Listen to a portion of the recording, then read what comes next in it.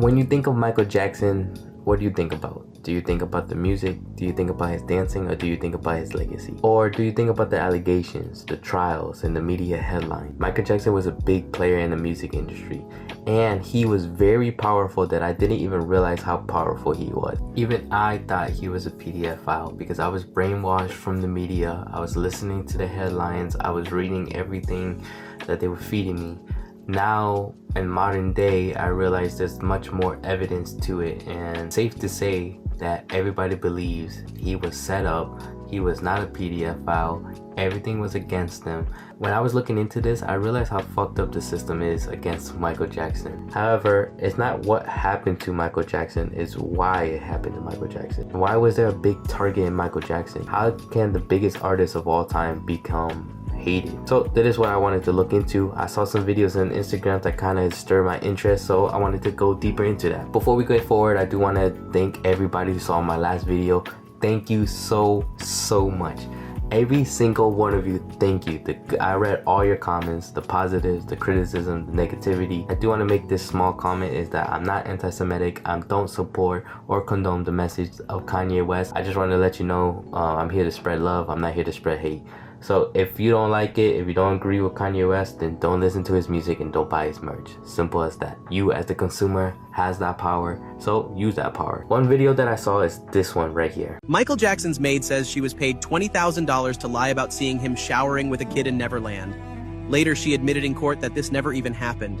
So one thing that really caught my mind is the fact that she got $20,000. Where did she get the $20,000 from? So when I was doing my research, I actually found the interview with the old maid, and in the interview it did say that she was paid $20,000 for that interview. If you want to hear the interview for yourself, the link in the description, there's a whole video about it. Then I even thought deeper than that. Why did she do it? Why did she make the false allegations to begin with? And honestly, from the research, there's no really concrete reasons why she did it. From what the speculation is, she was either mad at Michael Jackson as being an ex-employee, or she saw an opportunity and she just made up a story just to get money. Whatever the case was, it really did tarnish his image. Chandler family was awarded $22 million in a settlement. But Jordan Chandler came out and his father pressured him into making false allegations against Jackson. He said, quote, "I never meant to lie and destroy Michael Jackson,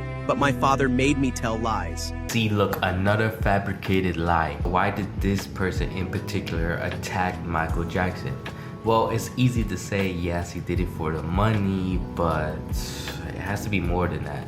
This happened after he purchased ATV Music Publishing. But something that I really got deep into is the business side, his side of owning ATV, meaning he owned the catalog of the Beatles, Elvis, Taylor Swift, Beyonce, Eminem, and something that I also have to note is that he had a merger with Sony Music. Guess who was watching in the background? Tommy Mottola, the CEO of Sony Music. So at that time, that's when he approached Michael. He told Michael, like, hey, Michael, I think it would be amazing if we changed the game and joined together. So Michael, being new to the business side of music, decided, yeah, fuck it, let's just merge. So in 1995, that's what happened. ATV and Sony came together and made Sony ATV. But let's talk about Tommy real quick. Tommy was a very powerful person during his time, and he was the CEO of Sony Music Group. He and Michael Jackson started to have a fallout. According to Michael Jackson, that it was his fault that the record label did not push his newest album, Invincible.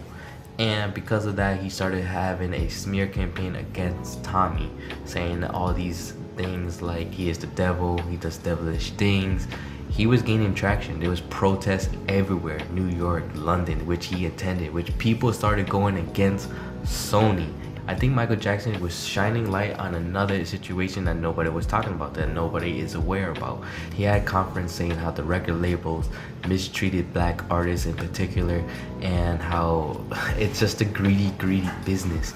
But as soon as he was shining light, that's when the allegations started kicking in. Michael started doing the only thing he knew how to do, which was to publicly start bashing Tommy in the media, at concerts, saying shit like Tommy Mottola is the devil. And suddenly, out of nowhere, Michael Jackson starts to get publicly accused of being a pedophile. And I mean, it was everywhere. CNN, Fox, newspapers, they started giving them nickname Wacko Jacko. And I do have to know that he did have an interview with Shade 45, and in the an interview, he said that he and Michael Jackson were in good terms before he died. I don't believe him, but it is what it is. And I really think it had to do with his catalog as well. Can you name me an artist who owned that type of catalog? Nobody in the industry did what he did, and that was made him very, very powerful. And the worst part is what happened after his death. After Michael Jackson died, the Jackson family went to court to go collect his fortune. They had found out that 7 years earlier, all the way back in 2002, a man that Michael Jackson fired all the way in 2003, just a year later, a man named John Branca was siphoning money from Michael Jackson's account to an offshore Caribbean account, which is why John Branca got fired. Not to mention, the 50% ownership in ATV that Michael Jackson had was gone. And when they looked into why that money was gone and the ownership was gone, they had found out that Michael Jackson's estate was signed off to John Branca someday in LA. So here are my final thoughts. I really think Michael Jackson was targeted specifically for his catalog and how powerful he was becoming in the music industry. He controlled half the catalog of all the music artists.